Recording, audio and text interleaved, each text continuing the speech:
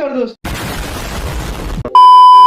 तो दोस्तों जैसा कि आप लोगों को पता है 19 तारीख है और 19 तारीख के दिन रात 12 बजे इंडियन पुलिस फोर्स नाम के रोहित शेट्टी की एक नई सीरीज आई है, वो लॉन्च हो चुकी है और मैंने पर्सनली आज इस सीरीज को देख लिया और मैंने बहुत ही एंजॉय किया इस सीरीज को। इस सीरीज के बारे में बहुत सारे नेगेटिव रिव्यूज आ रहे थे।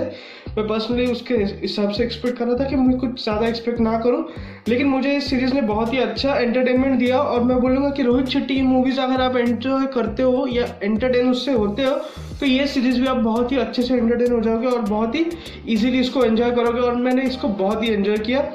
वेराज जो मैं रोहित शेट्टी की एक नॉर्मल मूवी से एक्सपेक्ट कर रहा था वही मुझे इस मूवी में मिला, बल्कि थोड़े कुछ अलग अलग चीज़ें थी वो भी मिले, कुछ पॉजिटिव और कुछ नेगेटिव। इन दोनों के बारे में हम बात करेंगे कि क्या चीज़ें मुझे अच्छी लगी और क्या चीज़ें नहीं लगी।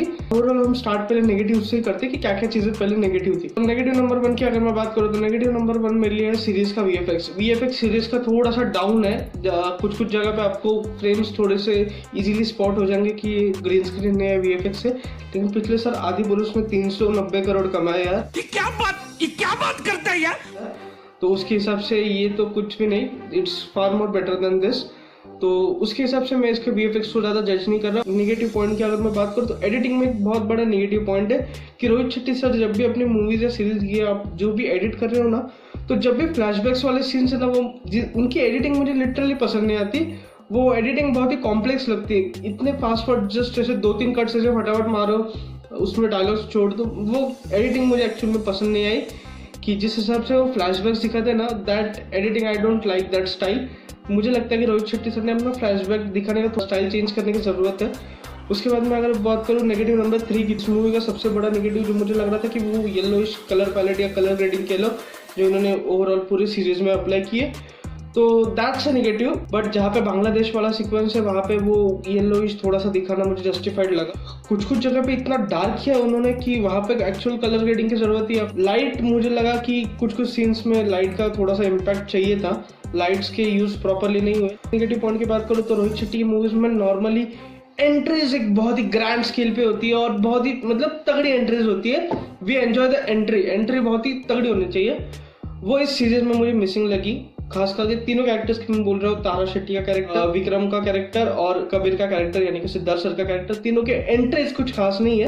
एंट्री किसकी ग्रैंड थी? शरद केलकर की। शरद केलकर की entry seems like it's a entry. उनकी जो शॉट्स है कॉमन एंट्री है लेकिन वो शॉट अच्छा गया और उसके ऊपर म्यूजिक जो डाला है that sequence matches really good. अब हम पॉजिटिव्स के ऊपर बढ़ते हैं। तो पॉजिटिव सबसे पहले मैं बोलूंगा कि रोहित शेट्टी की जो स्टोरी टेलिंग है वो थोड़ी सी मासी है, लेकिन ऑडियंस को इसमें सिटी वाले मूवमेंट्स थोड़े कम नजर आएंगे, लेकिन ओवरऑल स्टोरी उन्होंने अच्छी रखी है। और अगर आप पर्सनली इस मूवी को रोहित शेट्टी के हिसाब से जज कर रहे हो तो मैं आपको कुछ चीज़ें बता दूं कि रोहित शेट्टी ने इस मूवी को कम्प्लीटली डायरेक्ट नहीं किया। इस सीरीज के जो भी एक्शन सिक्वेंसेस आप देख सकते हो या कुछ मेजर हाई पॉइंट्स वाले जो शॉट्स है वही रोहित शेट्टी ने डायरेक्ट किया है। बाकी उनके एडी जो सुशांत प्रकाश उनके एडी है, एक्चुअल में उन्होंने इस सीरीज को मेजरली डायरेक्ट किया, उन्होंने इस सीरीज को ऑल ओवर कैरी फॉरवर्ड किया। और कुछ आप इसको डेब्यू फिल्म के हिसाब से देखो कि उसके एडी ने एक डेब्यू फिल्म बनाई है अपने लिए और उसमें रोहित शेट्टी ने बस इनपुट्स दिए। यूँ कह लो कि कुछ चीज़ों को पॉलिश करने के लिए हम अपने गुरु से कुछ एडवाइजेस लेते हैं ना, वैसी वाली चीज है। तो रोहित शेट्टी ने बस इस सीरीज को एक पॉलिशिंग टच दिया। गोल्डी नाम का एक कैरेक्टर है, शायद चौथे या 5वें एपिसोड में गोल्डी नाम का एक कैरेक्टर आपको देखने को मिलेगा। वो एक्चुअल में रोहित शेट्टी सर के असिस्टेंट एक्शन डायरेक्टर है, मतलब वो एक्शन के सीक्वेंसेस जो है उनमें वो मदद करते हैं। अगर आपको इसको क्लियर रेफरेंस चाहिए तो रोहित शेट्टी सर ने अपने एक दिलवाले के टाइम पे मेकिंग की वीडियो डाली थी, तो वो अगर आप वीडियो देखो तो उसमें यही डायरेक्टर है जो एक्शन का पूरा सेटअप कर रहा है। उनको इस मूवी में गोल्डी का कैरेक्टर दे दिया गया है। वो फाइट सीक्वेंस भी कुछ इसेंशियल नहीं है, लेकिन बस एक हाई मूवमेंट होना चाहिए ना सीरीज में, उस हिसाब से उसको डाला गया है। उसके बाद मैं अगर बात करूँ कि जो कैरेक्टर्स की रिपीटेशन है जो हम इस सीरीज में देख रहे हैं कि जो सिम्बा में उसकी बहन थी वो इसमें भी है, लेकिन उसका कुछ अलग कैरेक्टर है। तो उसके हिसाब से अगर एक कैरेक्टर जो सिम्बा में भी था, सिम्बा की एंट्री पे, फिर वो सिंघम में जयकांत शिकरे की गैंग में भी वो कैरेक्टर था और फिर अभी इसमें वो पुलिस है, तो वो एक कैरेक्टर भी बहुत कॉमन है। ऐसे 2-3 कैरेक्टर है जो कॉपी यूनिवर्स में कॉमन है। इसके बारे में अगर मैं बोलूँ तो एक इंसान के 7 रूप होते हैं ऐसा हम कहते हैं, तो रोहित शेट्टी वो 7 रूप अपने मूवीज में दिखाना चाहते हैं, ये उनका एक्चुअल में पॉइंट है।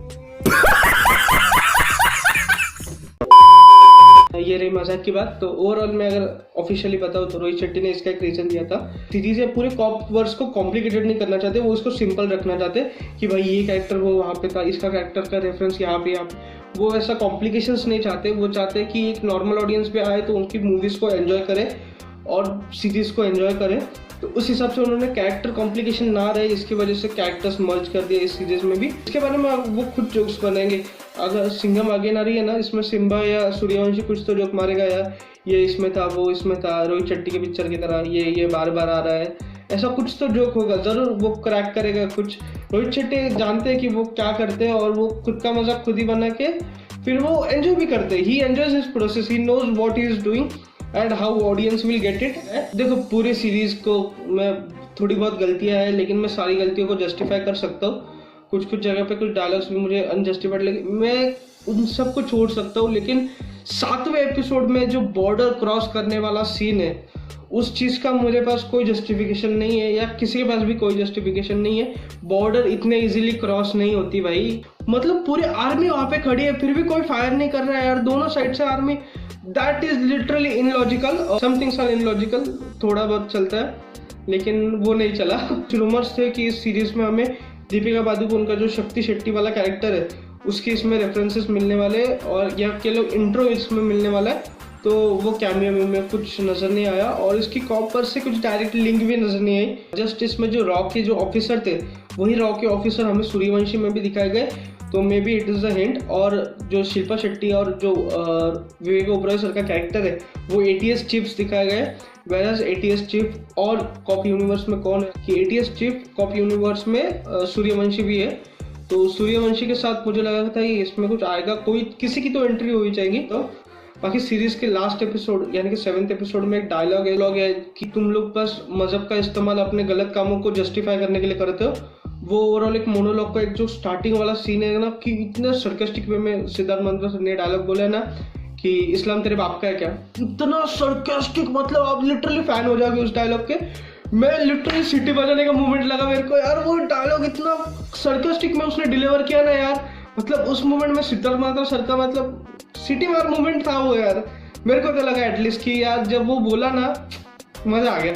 और साथ ही साथ मैं कह लूँ कि सीरीज का BGM बहुत ही तगड़ा और हर एक एपिसोड में 10-20 बार तो BGM बजता ही है, लेकिन एक्चुअल में वो ज़्यादा है, एक्सैजरेटेड है। लेकिन जहाँ पे भी वो बजता है ना यार एंजॉय तो करते हो यार, ये फैक्ट है यार। और मैंने इस पूरी सीरीज को बहुत ही एंजॉय किया।